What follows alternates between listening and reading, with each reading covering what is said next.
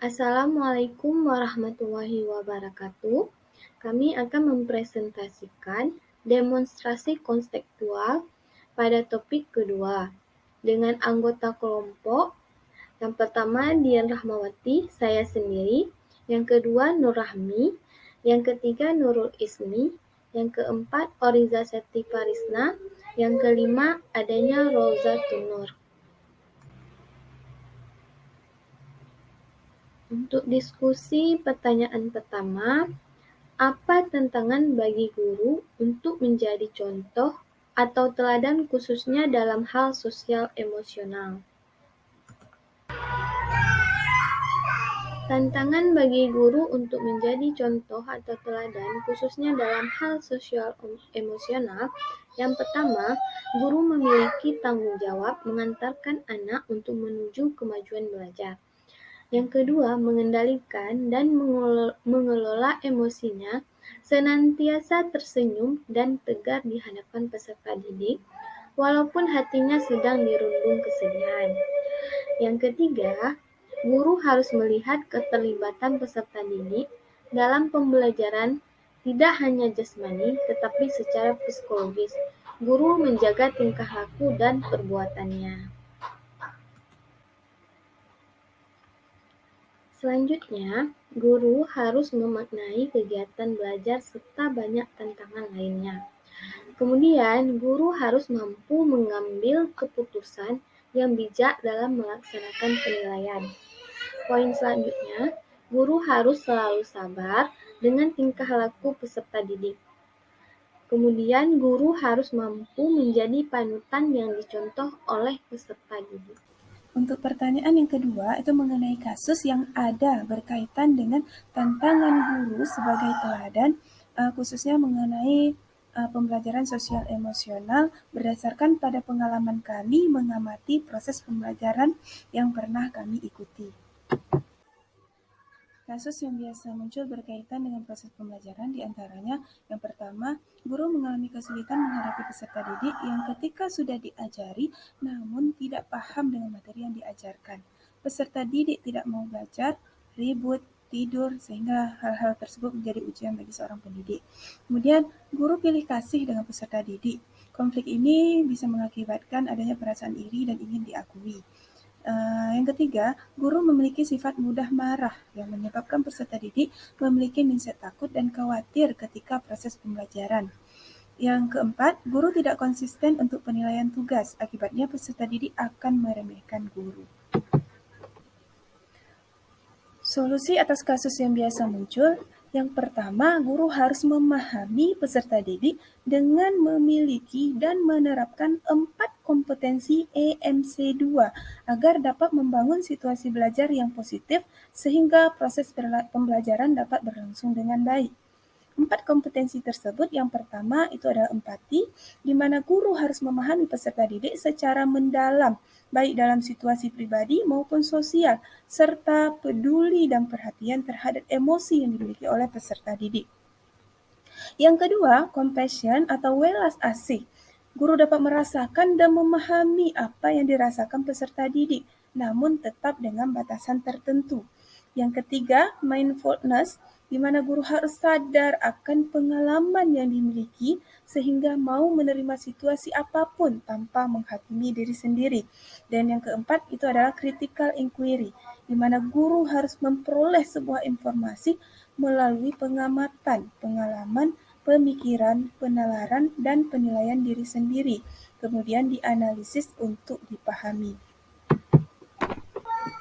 Solusi yang kedua, guru harus sabar dalam menghadapi peserta didik yang mempunyai watak, sifat, dan keinginan yang berbeda-beda. Yang ketiga, guru harus memperlakukan peserta didik dengan cara yang sama, karena peserta didik itu tajam pandangannya terhadap perlakuan yang tidak adil. Yang keempat, guru menuntun dan mengarahkan perkembangan peserta didik ke arah yang lebih baik. Dan yang terakhir, guru harus kreatif dalam memilih dan menggunakan strategi pembelajaran agar pembelajaran menjadi lebih menyenangkan dan bermakna. Baik, saya akan melanjutkan penjelasannya. Yang ketiga yaitu bagaimana sekolah bisa mendukung pembelajaran sosial emosional dan apa saja tantangan bagi sekolah.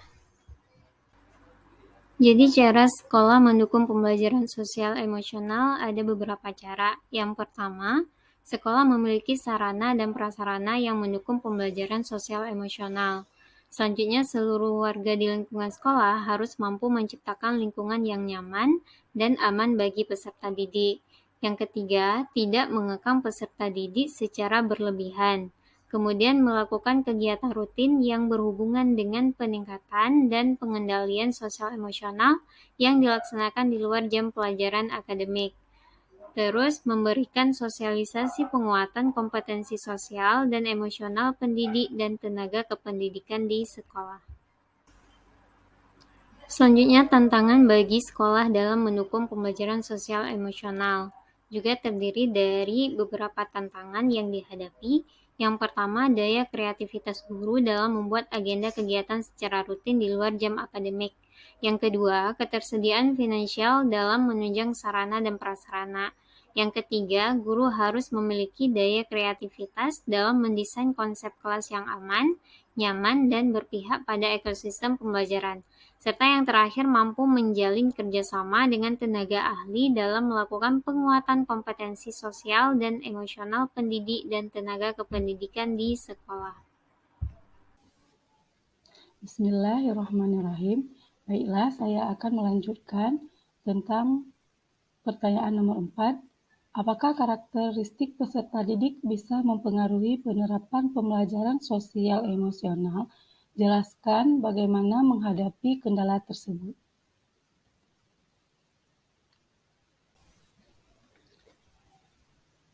Karakteristik peserta didik sangat mempengaruhi penerapan pembelajaran sosial emosional peserta didik karena karakteristik peserta didik menentukan penerapan sosial emosional guru dalam menghadapi peserta didik yang memiliki karakteristik yang berbeda-beda.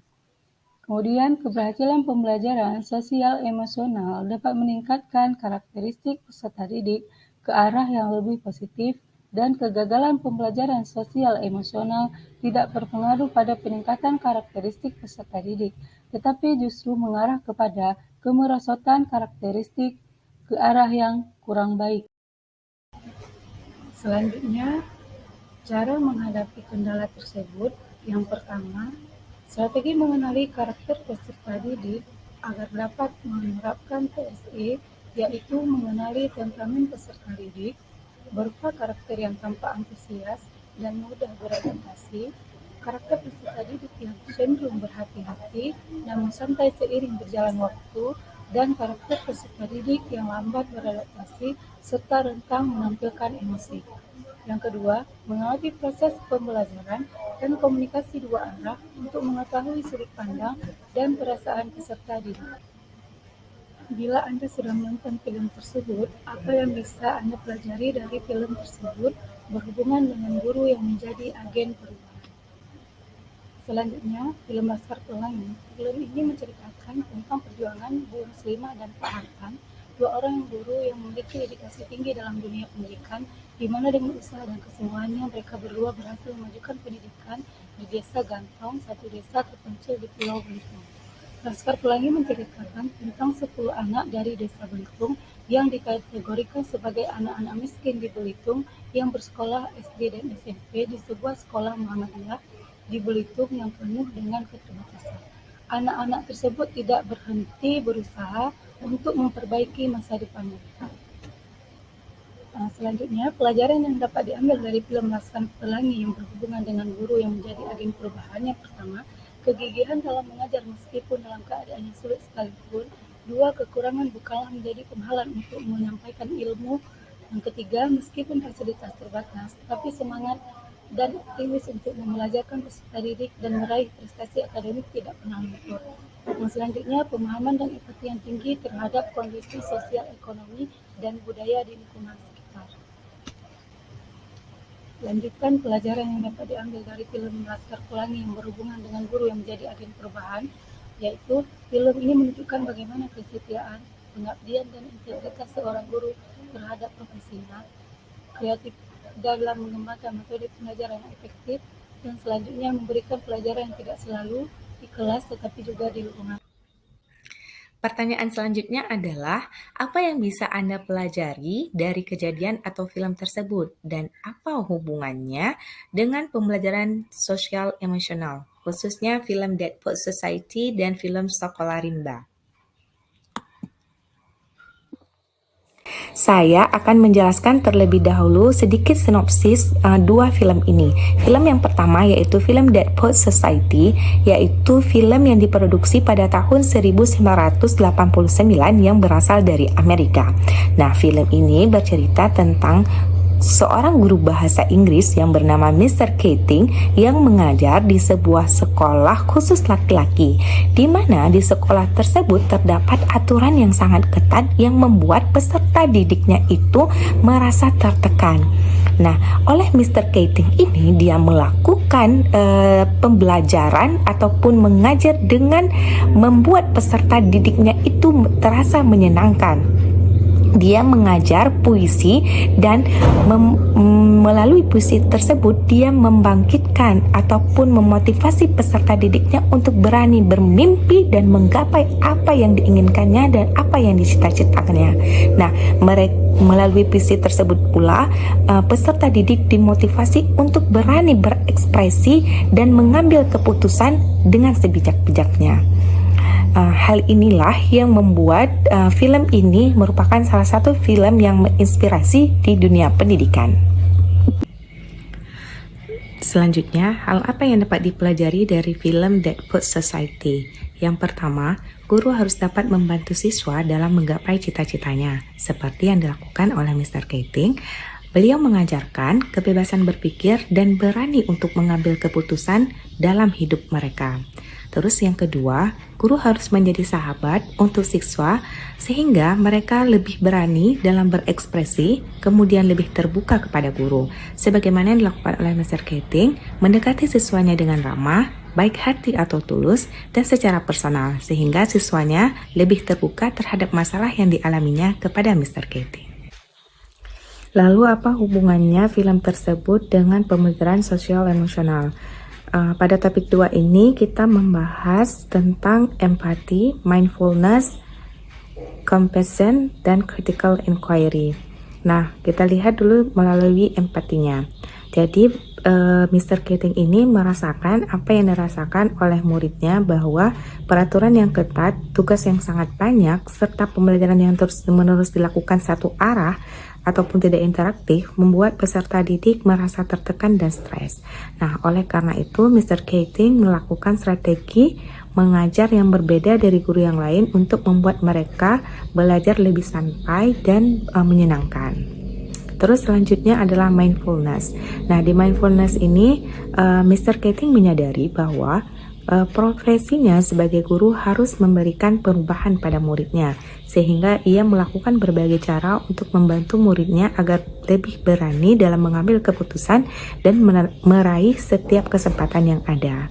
Selanjutnya adalah compassion. Nah, di sini rasa empati yang dimiliki oleh Mr. Keating kepada muridnya membuat Mr. Keating melakukan inovasi dalam pembelajaran. Misalnya, belajar di luar kelas, berani berekspresi dengan menaiki meja, walaupun hal ini kurang sesuai ya dengan budaya Indonesia dan lain sebagainya, dan ada juga yang merobek buku. Namun hal itu mungkin kurang sesuai dengan budaya kita dan bisa kita sebagai guru mencarikan strategi yang lain. Nah, terus selanjutnya adalah critical inquiry. Nah, di critical inquiry ini Mr. Keating memperhatikan apa yang menyebabkan muridnya tidak dapat membaca puisi. Setelah ia tahu salah satu penyebabnya adalah kurangnya rasa percaya diri, lalu Mr. Keating meminta peserta didik untuk maju ke depan dan menutup mata peserta didik tersebut, dan kemudian meminta peserta didik tersebut untuk mengucapkan apa saja yang terlintas dalam kepalanya dengan suara yang keras. Ternyata hal itu membuat salah satu peserta didiknya menjadi lebih percaya diri dan berani dalam berekspresi. Nah, film yang kedua ini adalah film Sekolah Rimba. Film Sekolah Rimba ini diproduksi oleh negara kita ini, yaitu negara Indonesia pada tahun 2013. Nah, film ini bercerita tentang seseorang yang profesinya itu bukan guru, tetapi beliau mencintai pekerjaan guru karena beliau sering mengajar anak-anak di pedalaman membaca dan menulis. Nah, beliau bernama Butet Manurung. Jadi film ini berkisah tentang perjuangan beliau memperjuangkan agar anak-anak di daerah pedalaman mendapatkan pendidikan. Walaupun beliau mendapatkan rintangan hambatan dari rekan sejawat atau bahkan dari penduduk di mana dia mengajar, tetapi hal itu tidak membuatnya menyerah. Hal itu tidak membuatnya menyerah sehingga beliau terus berjuang dan akhirnya terciptalah atau terdirikanlah sebuah sekolah di daerah pedalaman tersebut, namanya Sekolah Rimba. Hal ini juga menjadi salah satu inspirasi ataupun film yang menginspirasi dalam dunia pendidikan.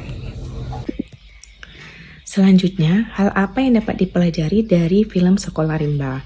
Nah, yang pertama, kita sebagai guru harus peduli dengan lingkungan dan menolong orang-orang yang membutuhkan, terutama dalam hal pendidikan. Nah, apabila ini kita lakukan, maka itu akan menjadi kebiasaan kita sehingga akan tumbuh rasa peduli terhadap lingkungan sekitar. Terus yang kedua, guru harus membangun hubungan yang baik dengan peserta didik, karena sifat yang terlalu kaku ataupun suka memberi hukuman dan tidak ramah ternyata membuat peserta didik merasa tertekan atau stres dalam belajar, dan hal itu tidak menyenangkan, sebagaimana yang dialami oleh suku anak dalam ketika mereka belajar di desa. Terus yang ketiga, guru harus gigih dan terus berjuang dalam memberikan pendidikan kepada masyarakat serta meyakinkan masyarakat bahwa pendidikan sangat diperlukan, karena pendidikan dapat menjadi salah satu cara agar mereka nyaman ataupun dapat menjalani kehidupan yang keras ini. Lalu, apa hubungannya film Sekolah Rimba dengan pembelajaran sosial emosional? Yang pertama, kita lihat dari empati. Nah, di empati ini Bu Butet melihat keadaan suku anak dalam yang sering ditipu oleh orang asing karena tidak bisa membaca dan menulis, sehingga Bu Butet merasakan kesulitan yang dialami oleh suku anak dalam, dan hal ini membuat dia terus berjuang agar mereka mendapatkan pendidikan. Terus mindfulness. Nah, di mindfulness ini adalah Bu Butet jatuh cinta kepada profesi guru, padahal sebelumnya profesinya itu adalah sebagai asisten peneliti. Lalu karena ia melihat suku anak dalam yang di daerah hilir juga membutuhkan pendidikan, kemudian ia meminta kepada atasannya untuk diizinkan mengajar di tempat hilir tersebut. Namun atasannya menolak permintaan dari Bu Butet. Nah, hal ini tidak membuat Bu Butet menyerah, karena ia sadar bahwa suku anak dalam di daerah hilir juga membutuhkan pendidikan, sehingga ia berani meninggalkan profesinya sebagai asisten untuk mengajarkan pendidikan kepada suku anak dalam. Nah, terus yang ketiga adalah compassion. Nah, di compassion ini Bu Butet melihat keteguhan hati salah satu muridnya yang ingin terus belajar membaca dan menulis, karena tidak ingin ditipu oleh orang asing yang selalu mengambil lahan mereka untuk eksploitasi alam, sehingga Bu Butet melakukan segala cara agar suku anak dalam mendapatkan pendidikan. Nah, yang terakhir critical inquiry. Di sini Bu Butet mendengarkan curhatan anak-anak di pedalaman bahwa yang menyebabkan mereka tidak suka sekolah di desa adalah karena sering dihukum, gurunya itu tidak suka bercanda, dan waktu sekolah ditentukan serta apa yang dipelajari hari itu ditentukan oleh sekolah. Nah, ternyata hal ini membuat mereka tidak menyukai sekolah di desa. Namun, ketika Bu Butet mengajar di tempat mereka, mereka menyenangi Bu Butet. Mereka suka cara Bu Butet mengajar mereka, karena Bu Butet ramah dan mau masuk ke hutan, sehingga Bu Butet berpikir inilah sebenarnya sekolah yang diinginkan oleh suku anak dalam. Oleh karena itu, beliau mendirikan sebuah sekolah rimba khusus untuk suku anak dalam dalam menuntut ilmu. Kedua film ini yaitu Dead Poets Society dan Sekolah Rimba merupakan dua film yang dapat menginspirasi di bidang pendidikan, khususnya untuk guru sebagai agen perubahan. Jadi kesimpulannya adalah profesi guru tentu tidaklah mudah. Pasti akan banyak hambatan dan rintangan dalam memberikan pelayanan pendidikan. Namun, seorang guru hendaknya tidak mudah berputus asa dalam menghadapi rintangan tersebut. Teruslah berjuang untuk menjadi agen perubahan. Oleh karena itu, seorang guru memerlukan pembelajaran sosial emosional dan memiliki kompetensi EMC2 yaitu empati, mindfulness, compassion, dan critical thinking untuk menjadi agen perubahan dalam dunia pendidikan. Berikut ini ada 6 referensi yang kami ambil sebagai rujukan dalam membuat tugas demonstrasi konseptual ini. Demikianlah hasil presentasi dari kelompok kami. Jika ada kekurangan, kami mohon maaf. Saya akhiri. Assalamualaikum warahmatullahi wabarakatuh.